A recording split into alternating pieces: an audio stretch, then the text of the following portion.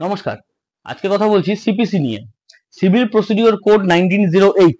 এই সাবজেক্টটা নিয়ে প্রচুর ল স্টুডেন্টের প্রচুর ভয় থাকে। এবার ভয় পাওয়াটাই স্বাভাবিক।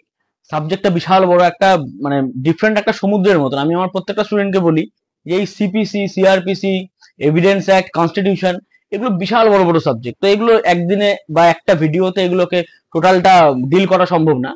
আমার যতটুকু নলেজ আছে, আমার যেইটুকু আমি জানি সিপিসি সম্বন্ধে, সেইটুকু আমি প্রেজেন্ট করার চেষ্টা করছি। সিপিসি একটা বিশাল সাবজেক্ট, সিভিল প্রসিডিওর কোড 1908। এই সিপিসি সাবজেক্টটা অনেকগুলো সেকশন আছে। কতগুলো সেকশন আছে? 158 খানা সেকশন আছে, 158টা সেকশন, 51টা অর্ডার আছে, এবং প্রত্যেকটা অর্ডারের মধ্যে ডিফারেন্ট প্রচুর প্রচুর রুলস আছে। ইভেন অর্ডার নাম্বার 21, যেটা আমরা এক্সিকিউশনের অর্ডার, সেটার মধ্যে 106 খানা রুলস আছে। তো এরকম অনেকগুলো অর্ডার, অনেকগুলো সেকশন, অনেকগুলো রুলস, এই সবগুলো মিলিয়ে সিপিসি। এবার আমাকে সবার প্রথমে বুঝতে হবে সিপিসিটা ডিল করে কিসের সাথে। সিভিল প্রসিডিওর কোড ডিল করে বেসিক্যালি সিভিল সিভিল প্রসিডিওরের সাথে। ইট সিম্পলি মিনস, এটা খুব স্বাভাবিক, আমরা বুঝতে পারছি যে ইট সিম্পলি মিনস যে কোনো মামলা, যে কোনো স্যুট, যে কোনো কেস, সে পার্টিকুলার স্যুটটা যদি সিভিল নেচারের হয় তাহলে সেটা সিভিল প্রসিডিওর কোড। খুব ইজিলি বোঝা যাচ্ছে। এবার বিষয় হচ্ছে, তাহলে কি ক্রিমিনাল মামলায় সিভিল সিভিল কেস ডিল করে না? ডিল করে। কিছু কিছু কেসেস হয়, যেই কেসেসগুলোকে আমরা কোয়াসি সিভিল নেচার বলি বা কোয়াসি ক্রিমিনাল নেচার বলি। তার মানে কি, যেগুলোকে আমরা কোয়াসি সিভিল নেচার বলছি, মানে সেই কেসটা হচ্ছে প্রথমে স্টার্ট হয় এটা ক্রিমিনাল প্রসিডিওর দিয়ে, কিন্তু পরে গিয়ে সেটা মানে সিভিল প্রসিডিওরে গিয়ে অ্যাটাচ হয়। বা কোনো একটা মামলা স্টার্ট হয় সিভিল প্রসিডিওর দিয়ে, কিন্তু পরে গিয়ে বিষয়টা ডিপেন্ড অন দি সার্কামস্টেন্সেস, পরে গিয়ে বিষয়টা ক্রিমিনাল প্রসিডিওরে লাগে। তো যেই মামলাগুলোতে সিভিল ক্রিমিনাল দুপক্ষই দরকার পড়ে, সেই মামলাগুলোকে আমরা বলি কোয়াসি সিভিল বা quasi criminal, depend on the circumstances, যে কোন মামলাটা স্টার্ট হচ্ছে কি দিয়ে। যে মামলাটা স্টার্ট হচ্ছে সিভিল নেচার দিয়ে, সেটাকে আমরা কোয়াসি সিভিল বলবো। যে মামলাটা স্টার্ট হচ্ছে ক্রিমিনাল দিয়ে, পরে গিয়ে সিভিল হয়ে যাচ্ছে, সেটাকে আমরা কোয়াসি ক্রিমিনাল নেচার বলবো। এবার এত গল্পে যাচ্ছি না, বেসিক বেসিক কনসেপ্ট হচ্ছে যে civil procedure code deals with the civil cases which that particular case should be না সিভিল ইন নেচার। বাস এটুকু যদি আমরা বুঝি, এনাফ। এবার আমরা একটু ভেতরে যাই যে সিভিল প্রসিডিওর কোডটা পড়বো কিভাবে, কারণ সাবজেক্টটা বিশাল বড়, প্রচুর ডেপথ আছে, প্রচুর রুলস আছে, প্রচুর সেকশনস আছে, প্রচুর অর্ডারস আছে। এই সাবজেক্টটাকে আমরা পড়বো কিভাবে, বা বেসিক্যালি একটা গ্রিপ আনবো সাবজেক্টটাতে কি করে। তো আমরা যদি ভাগ ভাগ করে পড়ি, প্রথমে যদি সব সেকশনস গুলো পড়ি, তারপরে যদি অর্ডারস গুলো পড়ি, এবার প্রত্যেকটা অর্ডারের ভিতরে রুলস গুলো পড়ি, আলটিমেটলি এটা জগা খিচুড়ি হবে। আলটিমেটলি কাজের কাজ কিছু হবে না। তো আমাদেরকে দেখতে হবে যে বেসিক একটা সাবজেক্টের বেসিক স্কেলিটনটা কি থাকে। স্কেলিটন ইন দ্য সেন্স যে সাবজেক্টটা বেসিক জিনিস কি, যেটা আমার 100% ইম্পর্টেন্ট।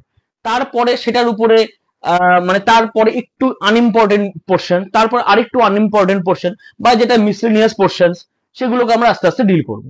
তো বেসিক বেসিক আমি যদি দেখি যে আমার এখানে যদি আরেকটা বিষয়, সিভিল প্রসিডিওর কোডের মধ্যে যদি আমাদের 51টা অর্ডার ক্লিয়ার থাকে, অর্ডারের সিকোয়েন্স ওয়াইজ যদি অর্ডারস গুলো ক্লিয়ার থাকে, তাহলে কিন্তু সেকশনস ক্লিয়ার করা ডাজন্ট ম্যাটার। সেকশনস ক্লিয়ার করা কোনো বড় বিষয় না, সেকশন একবার পড়লেই বোঝা যাবে। কিন্তু আমরা যদি আগে সেকশন পড়ে পরে যদি অর্ডার পড়ি, তাহলে বুঝতে পারবো না। এবার সমস্যাটা হচ্ছে সিপিসি আমি স্টার্ট করবো থেকে। তো আমার ওপিনিয়ন এটা যে সিপিসি আমরা স্টার্ট করবো অর্ডার থেকে।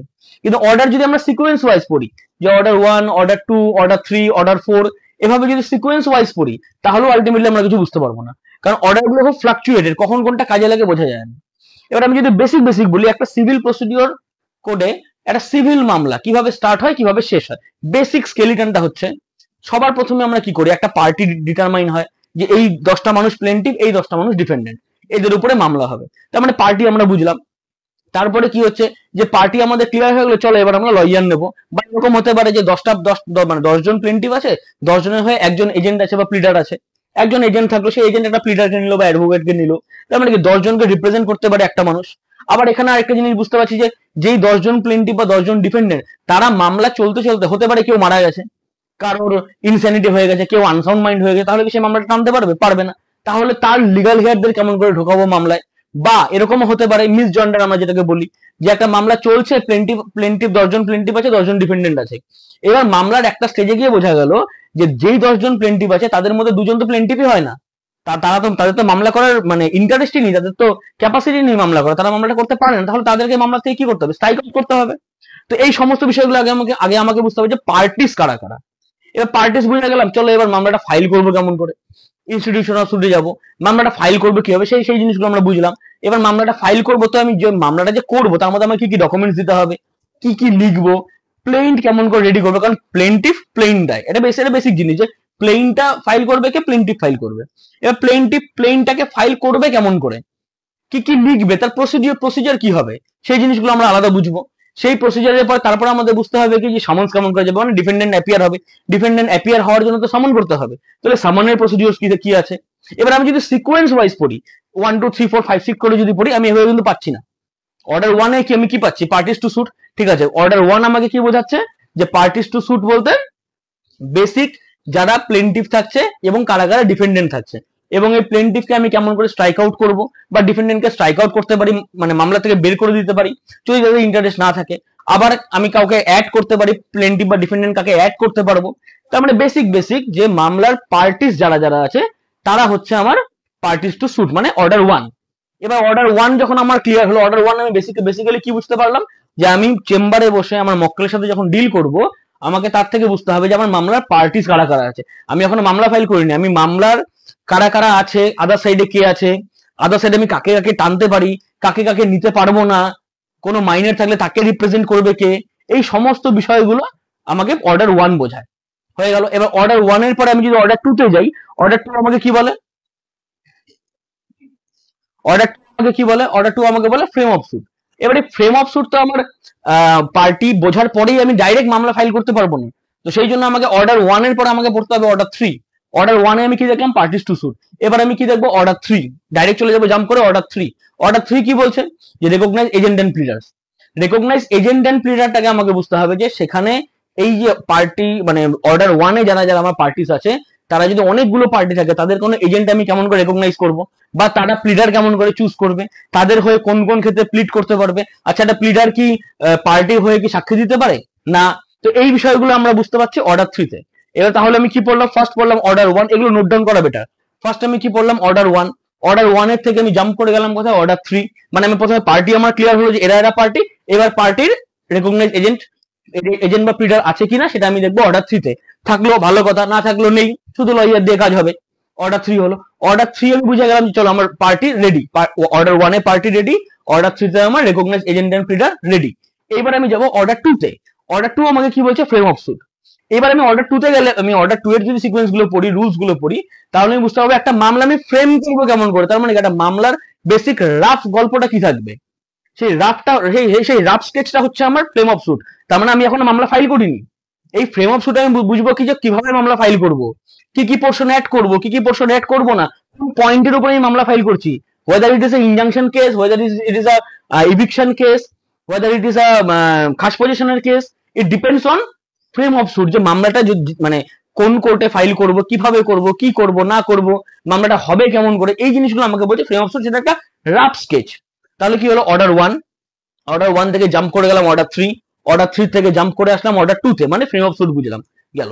এইবার আমি যাব কোথায়, এবার আমি যাব সোজা ডিরেক্টলি প্লেইনটে, কারণ অর্ডার থ্রিতে আমার, অর্ডার টু তে আমার এটুকু ক্লিয়ার হয়ে গেল, order one, then order three recognise agent and pleader, then order two মানে ফ্রেম অফ স্যুট।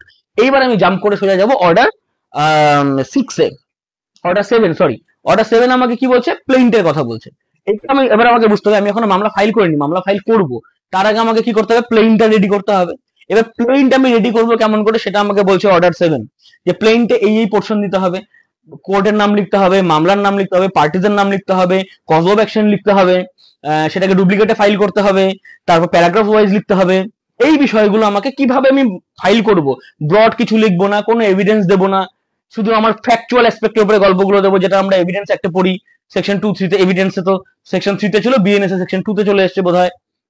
এই বিষয়গুলো দেখে আমি একটা প্লেইন ফাইল করব অর্ডার সেভেনে। মানে প্লেইন ফাইল যখন করবো তার আগে আমাকে বুঝতে হবে প্লেইনটা আমি বানাবো কি করে, মানে রিটেন ডকুমেন্ট আমি বানাবো কি করে, যেটা আমার অফিসিয়াল ডকুমেন্ট, যেটা আমাকে রিপ্রেজেন্ট করবে কোর্টে, সেটা চলে আসলো আমার অর্ডার সেভেনে। অর্ডার সেভেন আমার ক্লিয়ার। এইবার আমি আসবো কোথায়, অর্ডার সেভেন। আচ্ছা, এখানে একটা জিনিস মাথায় রাখতে হবে, অর্ডার সেভেন আমি যখন প্লেইন যখন আমি বানাবো, তার সাথে আমাকে পড়তে হবে অর্ডার সিক্স। তাহলে অর্ডার সেভেন আমি বুঝলাম প্লেইন কেমন করে রেডি হয়, অর্ডার সিক্স আমাকে তার সাথে কি বলছে, প্লিডিং, প্লিডিং জেনারেলি বলে।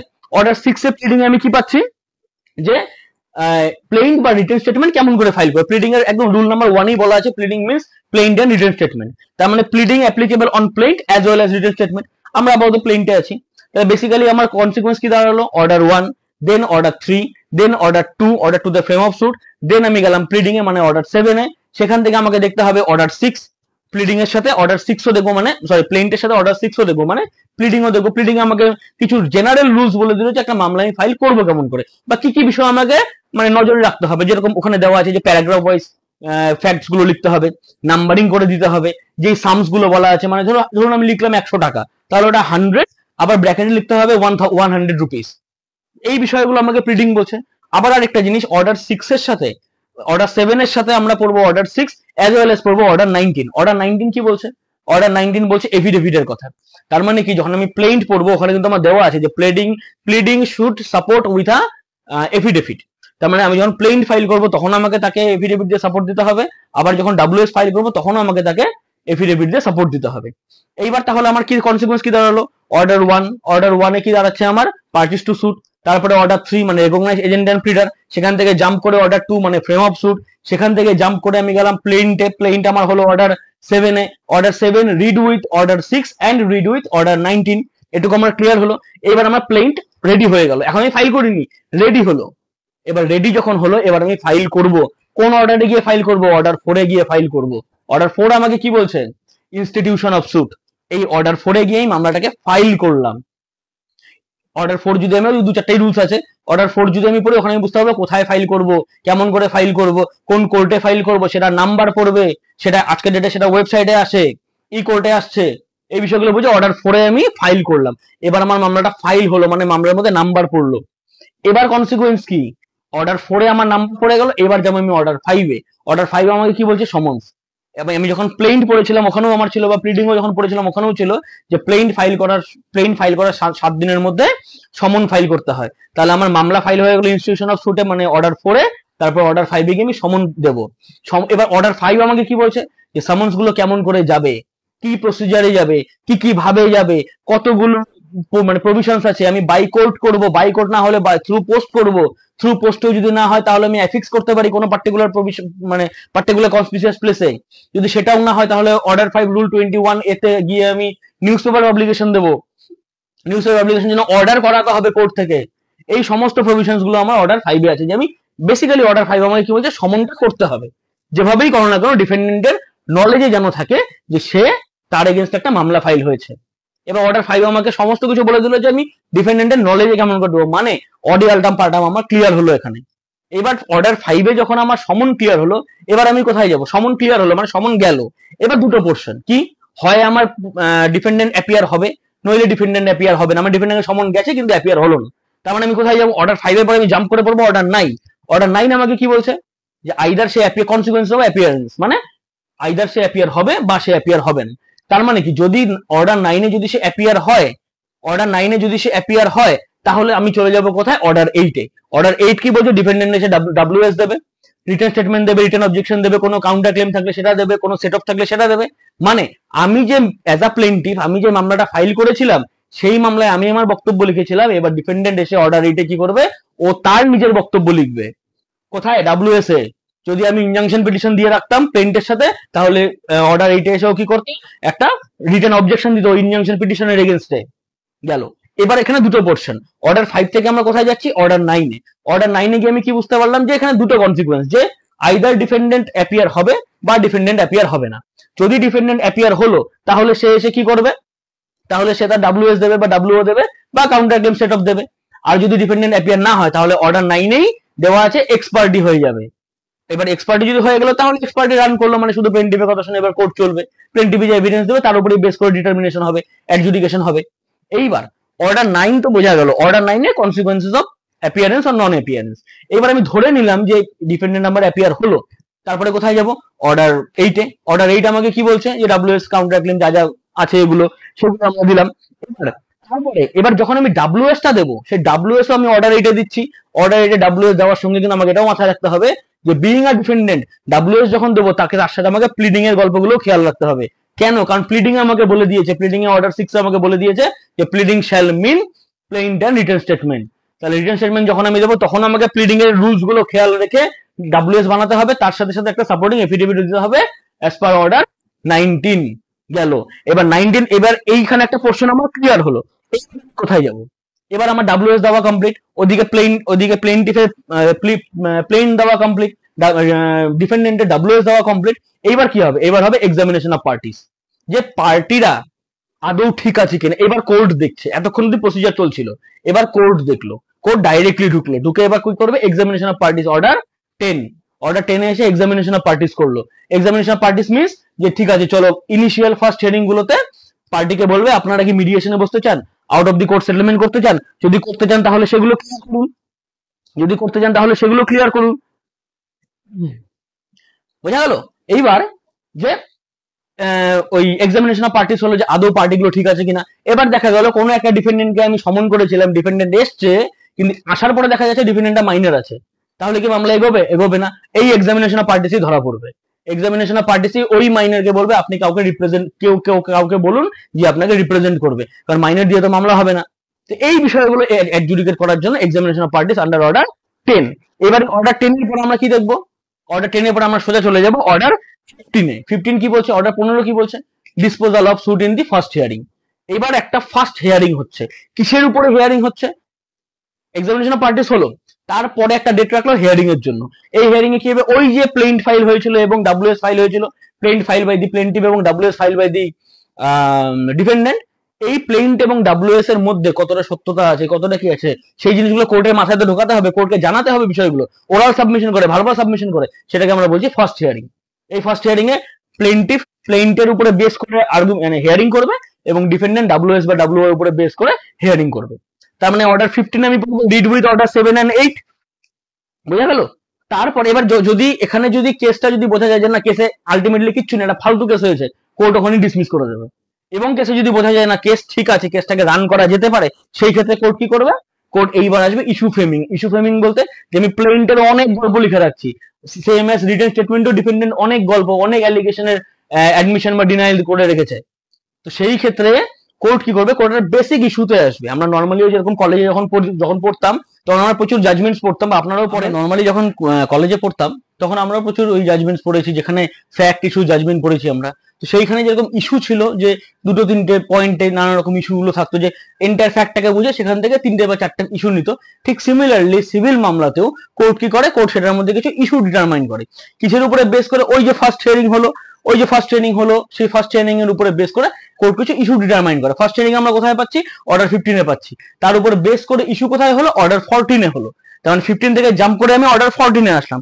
এবার যখন ইস্যু ফ্রেম হয়ে গেল, তার মানে কি এবার বেসিক গল্পটা কি? যদি আমরা এই 4টা-5টা ইস্যুটাকে ক্লিয়ার করে নিতে পারি, তার মানে আমার মামলা ক্লিয়ার হয়ে যাবে। এবার এই 4-5খানা ইস্যু আমি ক্লিয়ার করব কি করে?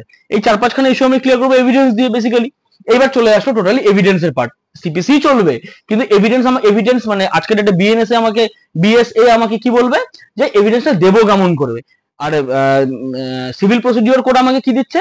যে এভিডেন্স কোন কোন পোর্শনে আমি দিতে পারি। যেরকম আমি নর্মালি আমার মামলায়, আমি যদি প্লেন্টিভ বা ডিফেন্ডেন্ট হই, আমার মামলায় ফার্স্ট এভিডেন্স আমি দেবো, উইটনেস আমি দেবো। আমি চাই কোনো ডকুমেন্ট নিয়ে এসে সেই ডকুমেন্টের উইটনেস আনতে। কোন একটা ডকুমেন্ট, যে সাপোজ কোন একটা দলিল, সেই দলিলটা রেজিস্ট্রি অফিসে আছে, এবার আমি চাচ্ছি রেজিস্ট্রি অফিসকে সমন করা হোক, রেজিস্ট্রি অফিস সেই দলিলটা নিয়ে এসে এখানে দেখাক। বা আমার কোনো একটা জমির দলিল, সেটা ব্যাংকে দেওয়া আছে মর্টগেজের জন্য, তার মানে আমি কি চাচ্ছি? কোর্ট থেকে ব্যাংকে অর্ডার করা হোক, ব্যাংকের কেউ রিপ্রেজেন্টেটিভ এসে দলিলটা কোর্টের প্রোডাকশন করুক, এবং তারপরে দলিলটা নিয়ে আবার ব্যাংকে চলে যাবে। এবার কোনো ডকুমেন্ট যদি আনতে চাই, ডকুমেন্টও ওয়ান টাইপ অফ উইটনেস, তাকেও আমাকে সমন করে আনতে হবে। কোনো উইটনেস যে আমার জেলে পড়ে আছে, সেই জেলের থেকেও কোনো উইটনেসকে আমি নিয়ে আসতে পারি। বা এমন কোনো উইটনেস, এমন কোনো এভিডেন্স যেটা ইন্সপেকশন করেই বের হবে বা ডিসকভারি করেই বের হবে। তার মানে কি এখানে আমি বেসিক কিছু অর্ডারস পাচ্ছি, যেগুলো আমার এই সাক্ষীতে কাজে লাগবে। যেরকম উইটনেস আমি পাচ্ছি অর্ডার 18 এ, তারপরে এই পাচ্ছি এই অন্যান্য যদি আমি কোনো উইটনেসকে আনতে চাই, সেই উইটনেস গুলোকে আমাকে সমন করে আনতে হবে, যেটা আমি পাবো অর্ডার 16 এ। তার মানে 18, 16, read with order 16A, order 13, order 11, এগুলো আমি সব একসাথে পড়বো। এগুলো আমার সব এভিডেন্সে কাজে লাগবে। এবার যখন আমার সব এভিডেন্স হয়ে গেল, এভিডেন্স থেকে আমি বেসিক জিনিস কি বুঝতে পারছি? যে কি কি অ্যাডমিটেড হলো, কি কি ডিনাইড হলো। এবার এভিডেন্সে আমি যদি কিছু জিনিস অ্যাডমিটেড ফ্যাক্ট পাই, তাহলে সেটা আমার অ্যাডমিশনে চলে যাবে, মানে অর্ডার আমার 12। এবার অর্ডার 12তে যখন আমি কিছু জিনিস অ্যাডমিট করলাম বা ডিনাই করলে তো ডিনাই হয়ে গেল, এক্সট্রা করে আমি যদি কিছু অ্যাডমিট করতে চাই সেটা আমি অর্ডার 12টা পড়বো। অর্ডার 12 আমাকে বেসিক্যালি বলে দিচ্ছে কিভাবে কিভাবে অ্যাডমিট হবে, কি কি জিনিস অ্যাডমিট করব, কোন কোন ক্ষেত্রে আমি অ্যাডমিট করতে পারি না, কোন অ্যাডমিশনটা করলে সেটা আমার এগেনস্টে যাবে বা ফরে যাবে। এবং তারপরে চলে আসলাম অর্ডার 20। অর্ডার 20তে আমরা কি পাচ্ছি? Judgment and decree. এই তো এন্টায়ার সিভিল মামলাটা অর্ডার 1 থেকে অর্ডার 20 অবধি, এটা বেসিক স্কেলিটন আমাকে এটার মধ্যেই দেওয়া আছে। অর্ডার 1 থেকে 20 হতে সবগুলো অর্ডারই ক্লিয়ার হয়ে গেল, খালি একটা অর্ডার হয়তো বাকি অ্যাডজুডিকেশনে, অর্ডার 17 আই গেস, অর্ডার 17 হবে হয়তো, অর্ডার 17 আই গেস অ্যাডজুডিকেশন। অ্যাডজুডিকেশনটা এটার কোনো স্পেসিফিক কোনো মানে সময় নেই যে এই সময় অ্যাডজুডিকেশনটা এই স্টেজে লাগবে। অ্যাডজুডিকেশন না, সরি, এটাকে আমরা বলছি অ্যাডজার্নমেন্ট। অ্যাডজুডিকেশন না, সরি, অ্যাডজার্নমেন্ট। এই অ্যাডজার্নমেন্টটা মামলার যে কোনো স্টেজে লাগতে পারে। কোনো স্টেজে লয়ার আসতে পারছে না, ধর্মঘট আছে, হরতাল আছে, জাজেস ছুটিতে আছে, বা যে কোনো কিছু হতে পারে, এবং যে কোনো গ্রাউন্ডেই আমি যদি কোর্টের মামলাটাকে একটু স্টে করতে যাচ্ছি, যে আজকের একটা মামলাটা স্থগিত থাক, মানে টাইম পিরিয়ড দিচ্ছি এক কথায়, সেটাকে আমরা বলবো অ্যাডজর্নমেন্ট, যেটা আমাকে অর্ডার 17 বলে, যে আমি কোন কোন ক্ষেত্রে অ্যাডজর্নমেন্ট নিতে পারি, কি কি ক্ষেত্রে অ্যাডজর্নমেন্ট নিতে পারি, মামলার কোন স্টেজে গিয়ে অ্যাডজর্নমেন্ট নিতে পারি, কোন কোন ক্ষেত্রে অ্যাডজর্নমেন্ট নিতে পারবো না, অনেকবার অ্যাডজর্নমেন্ট নিলে সেখানে কস্ট হতে পারে, কিভাবে কস্ট হবে, কোর্ট কতটুকু কস্ট করতে পারে। কস্ট মানে ওয়ান টাইপ অফ ফাইন বলতে পারি, ক্রিমিনাল আমরা যেটাকে ফাইন পড়ি, সিভিল ওটাকে আমরা কস্ট বলি। সেকশন আছে, ওটা অর্ডার 35, সেকশন 35, 35A, এই বিষয়গুলো পাবো। তো বেসিক সিভিল প্রসিডিওর কোডে আমি যদি এটাকে একটা বেসিক স্কেলিটন ধরি, তাহলে অর্ডার 1 থেকে অর্ডার 20 এটা আমার বেসিক স্কেলিটন। এইটাকে যখন আমি এক্সারসাইজ করব, তারপরে আমার বাকি অর্ডারস গুলো লাগবে, বাকি 31খানা অর্ডার আমার এগুলো সঙ্গে সঙ্গে লাগবে। কিন্তু এই বেসিক 20টা অর্ডার, এই বেসিক 20খানা অর্ডার আমার লাগবেই লাগবে যে কোনো সিভিল মামলা করতে গেলে। আজকে আপাতত এটুকু আমি বোঝাতে পারলাম। আর যদি কোয়ারিজ থাকে আপনারা কমেন্ট করুন, আমি চেষ্টা করব ঠিক করে দেওয়ার। এবং তার সাথে আমি চেষ্টা করবো সিপিসিটা নিয়ে একটুখানি ডিল করার, একটুখানি পড়ানোর, বোঝানোর। আমি পড়াতে গেলেও বা পড়তে গেলেও নিজেও অনেকখানি বুঝতে পারি, চেষ্টা করব যাতে করতে পারি। ধন্যবাদ।